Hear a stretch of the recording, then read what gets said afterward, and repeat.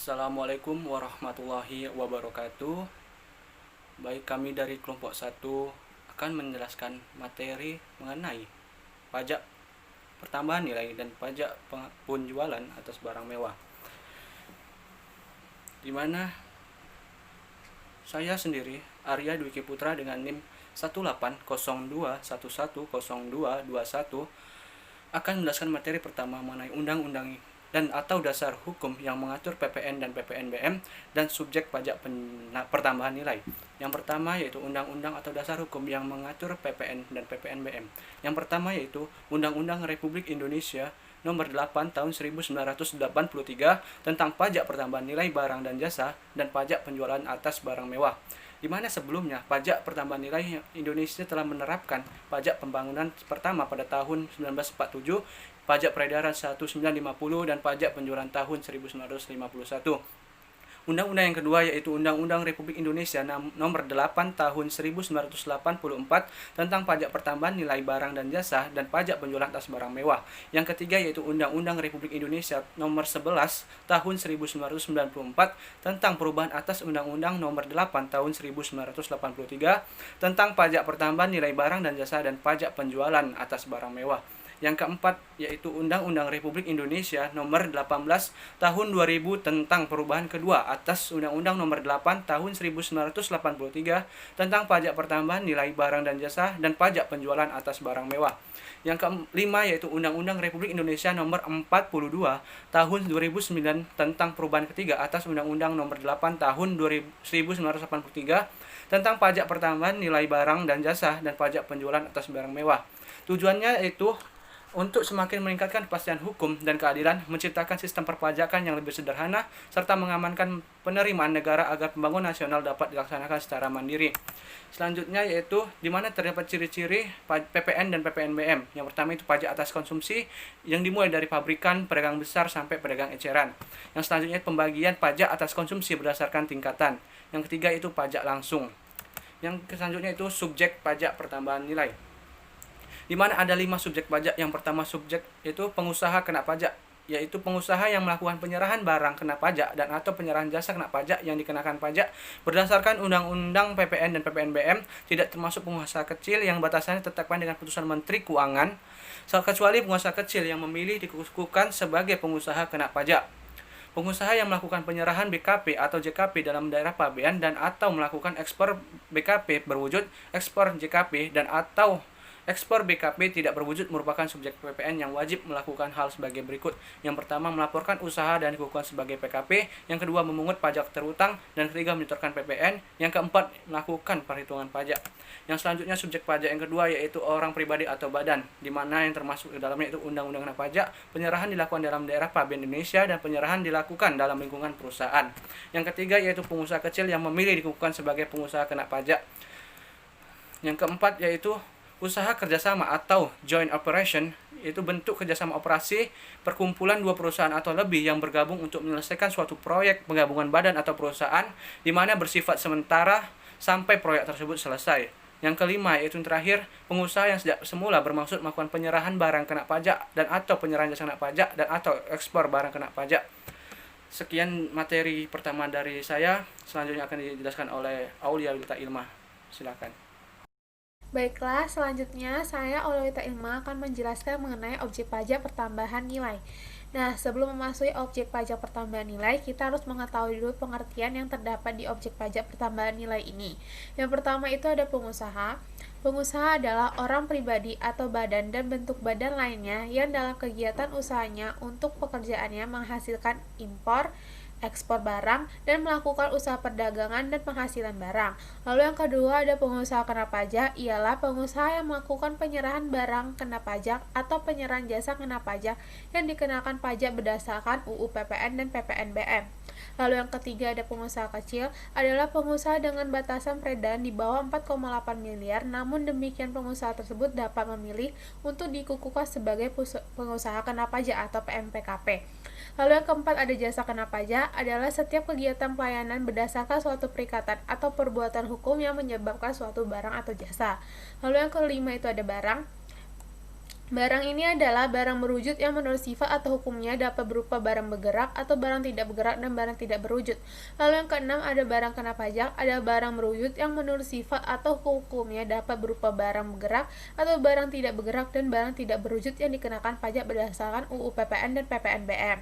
Lalu yang ketujuh ada barang tidak kena pajak, adalah barang-barang tertentu yang dalam penyerahannya tidak dikenakan pajak pertambahan nilai atau PPN.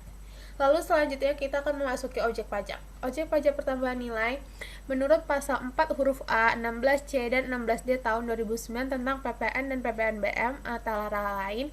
Yang pertama, itu adalah penyerahan barang kena pajak di dalam daerah pabean yang dilakukan oleh pengusaha.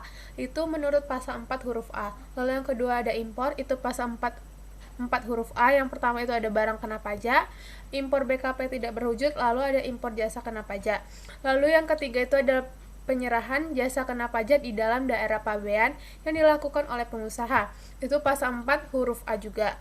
Lalu yang keempat ada ekspor, pasal 4 huruf A, itu ada BKP berwujud oleh pengusaha kena pajak, ekspor BKP tidak berwujud oleh pengusaha kena pajak, lalu ekspor jasa kena pajak oleh pengusaha kena pajak.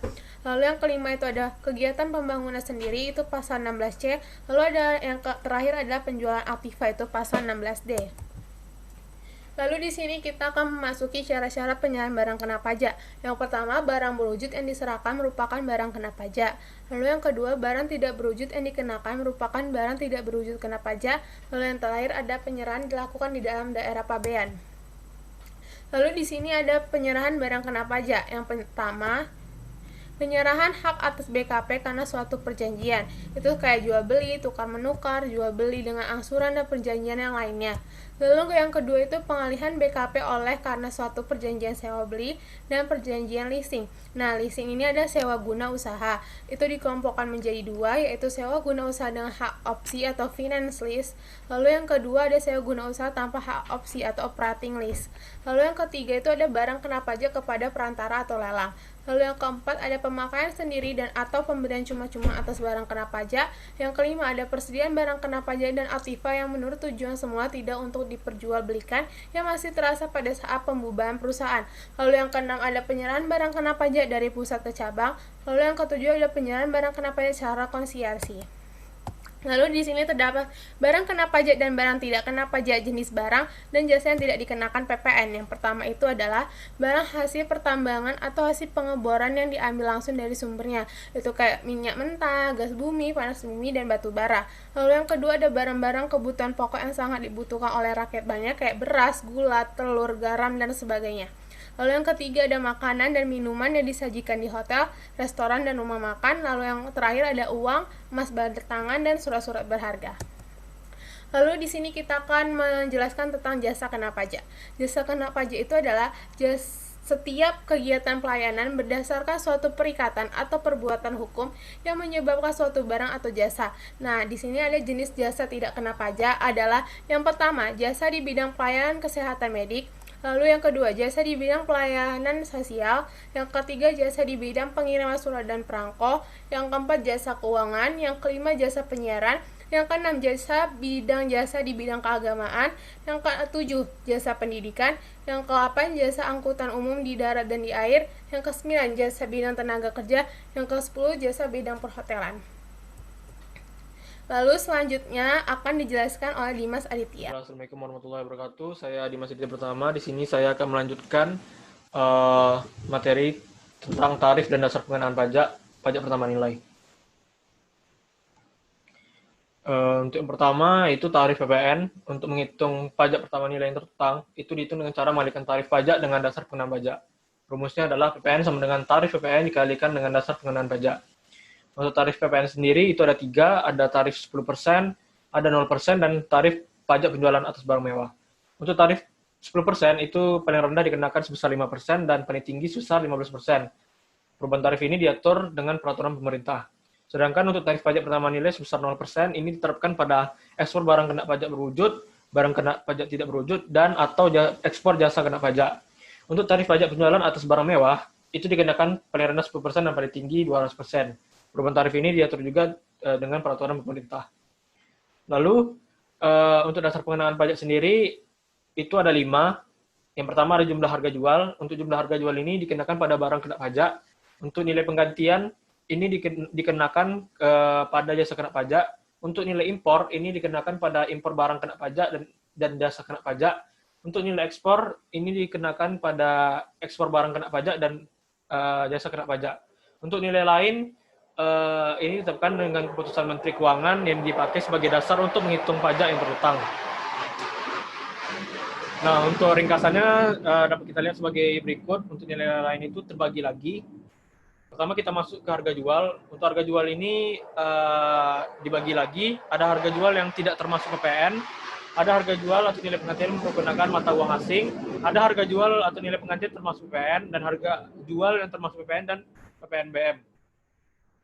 Selanjutnya ada harga penggantian atau nilai penggantian merupakan semua biaya yang diminta atau seharusnya diminta oleh pemberi jasa karena penyerahan jasa kena pajak tidak termasuk pajak dan potongan harga yang dicantumkan dalam faktur pajak. Lalu untuk nilai impor ini merupakan perhitungan bea masuk ditambah pungutan lainnya dikenakan pajak berdasarkan ketentuan dalam peraturan perundang-undangan pabean.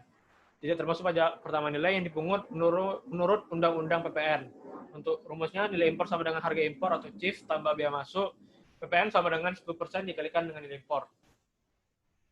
Selanjutnya nilai ekspor merupakan nilai berupa uang termasuk semua biaya yang diminta atau seharusnya diminta oleh eksportir, yaitu nilai tercantum dalam dokumen PEB atau pemberitahuan ekspor barang yang telah diflat muat oleh Direktorat Jenderal Bea dan Cukai.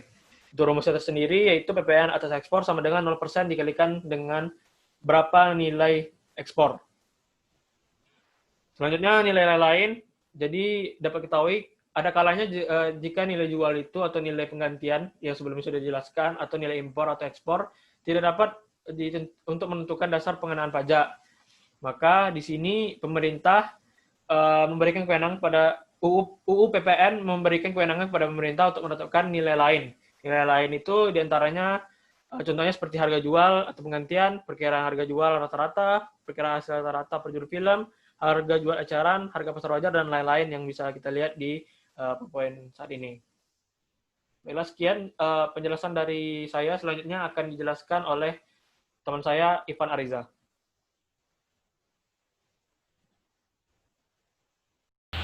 Baiklah, saya akan melanjutkan menjelaskan mengenai faktur pajak. Nah, faktur pajak secara umum diketahui merupakan bukti pungutan pajak yang dibuat oleh pengusaha kena pajak ketika melakukan penyerahan barang kena pajak atau jasa kena pajak. Bukti pungutan pajak yang harus dibuat oleh pengusaha kena pajak ini terbagi menjadi 3 jenis. Yang pertama yaitu faktur pajak. Nah, berdasarkan berlakunya Undang-Undang Nomor 42 Tahun 2009, maka istilah faktur pajak standar semula tidak digunakan lagi dan diganti menjadi faktur pajak biasa atau faktur pajak saja. Nah, ini merupakan bukti pungutan pajak yang harus dibuat oleh pengusaha kena pajak ketika terjadi penyerahan barang kena pajak atau penyerahan jasa kena pajak. Nah, pada saat terjadi penyerahan ini, kemudian terjadi penerimaan pembayaran uang muka dan juga penerimaan pembayaran termin dan penyampaian tagihan kepada pemungut, maka pengusaha kena pajak wajib membuat faktur pajak. Nah, jenis yang kedua yaitu faktur pajak gabungan. Nah, faktur pajak ini meliputi seluruh penyerahan kepada pembeli barang kena pajak atau penerima jasa kena pajak yang sama dalam kurun waktu 1 bulan kalender. Nah, faktur pajak ini harus dibuat paling lama pada akhir bulan penyerahan barang kena pajak. Nah, jenis yang ketiga yaitu dokumen, yang mana dokumen ini kedudukannya secara status sama dengan faktur pajak. Kewajiban pembuatan faktur pajak diatur dalam Peraturan Menteri Keuangan Nomor 84 Tahun 2012, yang mana menyebutkan bahwa pengusaha kena pajak wajib membuat faktur pajak untuk setiap terjadinya hal berikut. Yang pertama, ketika terjadi penyerahan barang kena pajak. Yang kedua, yaitu ketika terjadi ekspor barang kena pajak berwujud. Yang ketiga, yaitu ketika terjadinya ekspor barang kena pajak tidak berwujud. Nah, yang keempat, ketika terjadinya ekspor jasa kena pajak yang dilakukan oleh pengusaha kena pajak. Lalu kapan pengusaha kena pajak wajib membuat faktur pajak? Nah, berdasarkan Peraturan Menteri Keuangan Nomor 84 Tahun 2012 dan Peraturan Dirjen Pajak Nomor 24 Tahun 2012 menyatakan bahwa pengusaha kena pajak wajib membuat faktur pajak ketika terjadinya yang pertama yaitu penyerahan barang kena pajak atau jasa kena pajak. Nah, yang kedua, ketika terjadinya penerimaan pembayaran uang muka atas penyerahan barang kena pajak atau jasa kena pajak. Nah, yang ketiga yaitu ketika terjadinya penerimaan pembayaran termin dalam hal penyerahan sebagian tahap pekerjaan dan saat-saat lain yang diatur sesuai dengan Peraturan Menteri Keuangan dan juga Peraturan Dirjen Pajak tersebut. Lalu kapan penyerahan barang kena pajak itu terjadi? Nah, penyerahan dalam hal ini maksudnya adalah berpindahnya hak milik dari penjual ke pembeli. Nah, dalam akuntansi itu diatur dengan dua syarat penyerahan. Yang pertama yaitu FOB shipping point. Dalam FOB shipping point diatur bahwa ketika barang tersebut keluar dari gudang penjual, maka itu dikatakan sebagai penyerahan. Artinya hak miliknya sudah berpindah ke pembeli. Sementara dalam FOB destination dikatakan bahwa ketika barang tersebut keluar dari gudang penjual dan sampai ke gudang pembeli, maka baru dikatakan sebagai penyerahan. Nah, definisi penyerahan ataupun penjelasan mengenai penyerahan itu sendiri diatur dalam Peraturan Menteri Keuangan Nomor 84 Tahun 2012. Dira Meja Fatiani akan menjelaskan tentang pengkreditan pajak masukan dan pajak masukan yang tidak dapat dikreditkan. Pajak masukan adalah pajak pertambahan nilai yang seharusnya sudah dibayar oleh pengusaha kena pajak pada saat perolehan, penerimaan, pemanfaatan. Perolehan untuk barang kena pajak, penerimaan untuk jasa kena pajak, dan pemanfaatan untuk aktiva tidak berwujud. Jadi, pada saat kita melakukan pembelian, si penjual ini akan memungut PPN sebesar 10% dari kita dan menerbitkan faktur pajak yang berguna sebagai pajak masukan untuk kita. Contohnya, pada saat kita beli barang, di mana barang tersebut dikenakan PPN. Nah, kita beli barang itu 10 juta dan ada PPN-nya 10%. Jadi, kita harus bayar harga itu sebesar 11 juta, di mana yang 1 jutanya ini, yang bagian dari PPN bisa dikreditkan sebagai pajak masukan. Pajak keluaran adalah pajak pertambahan nilai terutang yang wajib dipungut oleh pengusaha kena pajak yang melakukan penyerahan barang kena pajak, penyerahan jasa kena pajak, ekspor barang kena pajak berwujud, ekspor barang kena pajak tidak berwujud, dan ekspor jasa kena pajak. Jadi pada saat kita melakukan penjualan apapun itu, dan barang yang kita jual dikenakan PPN, maka kita wajib untuk menerbitkan faktur pajak dan memungut PPN sebesar 10% dari pembeli. Kredit pajak itu singkatnya adalah pajak yang dibayar di muka. Tetapi tidak semua pajak masukan itu dapat dikreditkan karena ada syarat-syaratnya.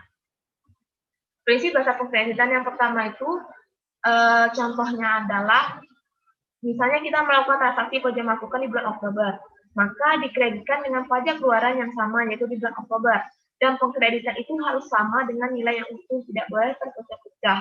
Yang nomor 2 contohnya ketika PKPB membeli barang dari PKPA, dia akan membayar PPN. Nah, ketika dia bayar PPN ini, itu akan menjadi pajak masukan untuk PKPB.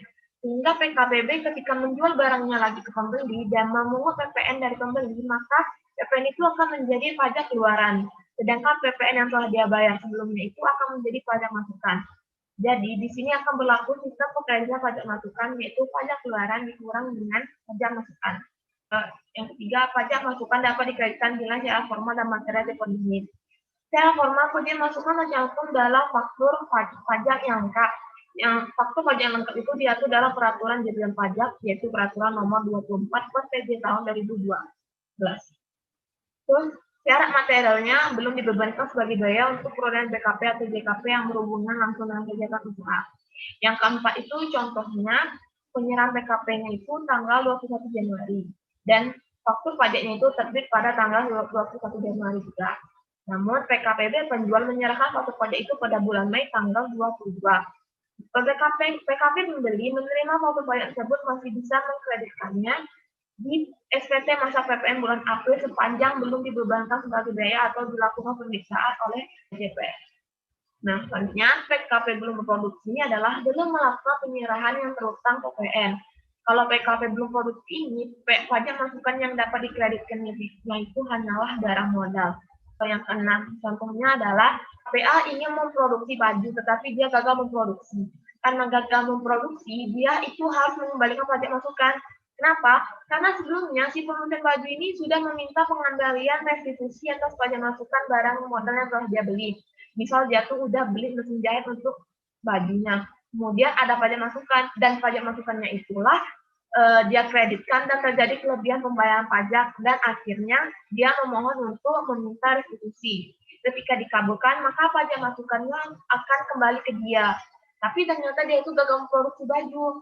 Karena gagal memproduksi itulah akhirnya pajak masukan tersebut harus dikembalikan atau dikeluarkan ke kas negara. 7. Jika pajak masukan lebih besar daripada keluaran.